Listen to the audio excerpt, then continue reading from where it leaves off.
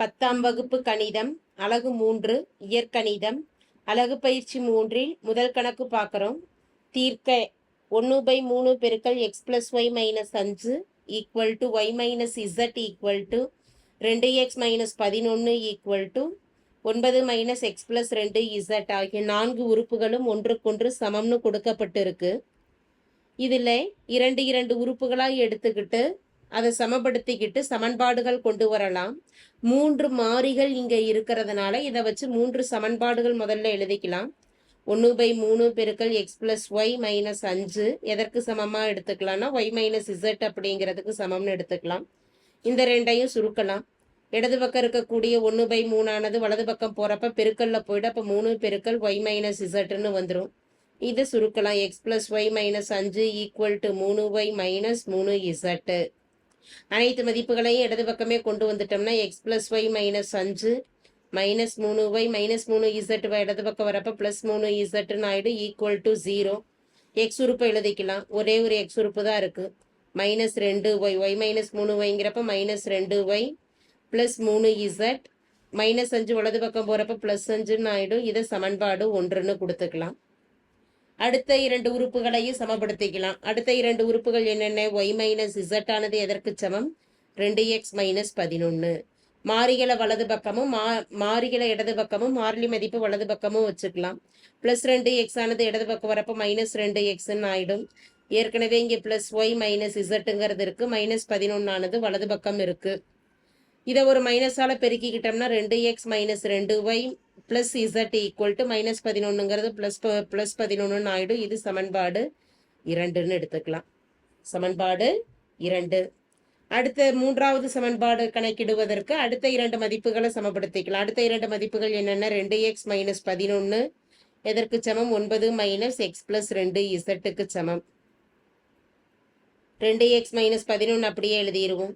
9 x + 2z ஒரு மைனஸால் பெருக்கிக்கிட்டோம்னா -z -2z 2x -x இடது பக்கம் வரப்போ +xன்னு ஆகிடும். -2z இடது பக்கம் வரப்போ +2zன்னு ஆகிடும். மாறிலி மதிப்புகளை வலது பக்கம் வச்சுக்கலாம். 9 - 11 வலது பக்கம் போகிறப்ப +11.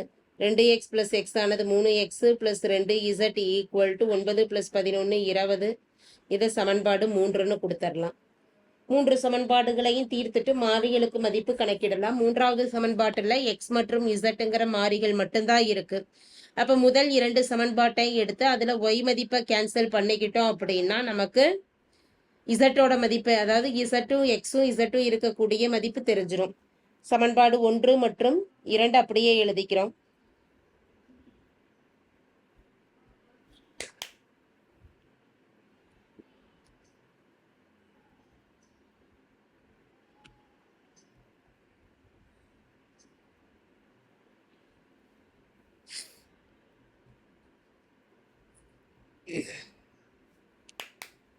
சமன்பாடு 1 மற்றும் 2களை எடுத்துக்கிறோம். 1 மற்றும் 2லிருந்து முதல் சமன்பாட்டில் எந்த ஒரு மாற்றமும் செய்யலை, அதை அப்படியே எழுதிக்கலாம். x - 2y + 3z equal to 5. இரண்டாவது சமன்பாட்டை ஒரு 2ஆல் பெருக்கிக்கலாம். 2ஆல் பெருக்கிக்கிட்டோம் அப்படின்னா 2x பெருக்கல் x 2ங்கிறப்ப 4xன்னு வந்துடும். அடுத்து -2y z 2ஆல் பெருக்கிறப்ப +2z equal to 11 பெருக்கல் 2 22. இதை கழிக்கலாம். அதாவது 2வது சமன்பாட்டுக்கு குறிகளை மாற்றலாம். ப்ளஸ் இருக்கிறதா மைனஸ் இருக்கிறப்ப ப்ளஸ் -2y + 2y கேன்சல் ஆகிட்டு 0 ஆகிடும். x - 4x அப்படிங்கிறப்ப மதிப்பானது -3x 3z -2z அப்படிங்கிறப்ப z equal to -22 + 5 -17 -3x + z equal to -17 என்பது சமன்பாடு 4ன்னு கொடுத்துடலாம். 3 மற்றும் 4வது சமன்பாடுகளை எடுத்துக்கலாம். 3 மற்றும் 4லிருந்து சமன்பாடு 3ஆனது 3x + 2z equal to 20 -3x + z equal to -17.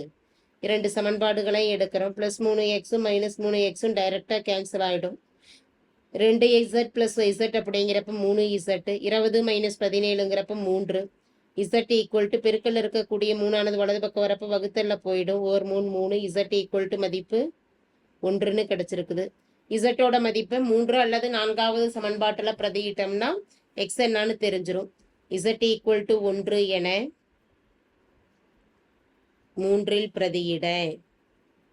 Z equal to 1 என 3ல் பிரதியிட. சமன்பாடு 3 என்பது 3x பிளஸ் 2z, இசட்டுக்கு பதிலாக 1 equal to 20. 3x plus 2 equal to 20. 3x equal to 20 minus 2. 3x equal to 20 minus 2 18. பெருக்கல்ல இருக்கக்கூடிய 3 வலது பக்கம் வரப்ப வகுத்தல்ல போயிடும். 1 3 3 6 3 18. x equal to 6.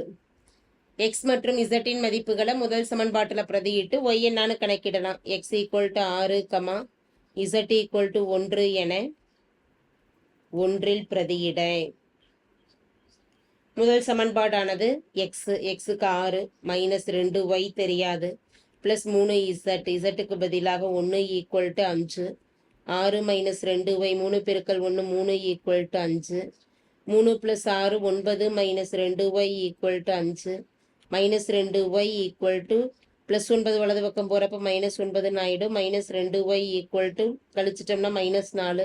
2 பக்கமும் மைனஸ் மைனஸ் கேன்சல் ஆகிடும். Y equal to 2 y equal to 4. Y equal to பெருக்கல்ல இருக்கக்கூடிய 4 வலது பக்கம் போகிறப்ப வகுத்தல்ல போயிடும்.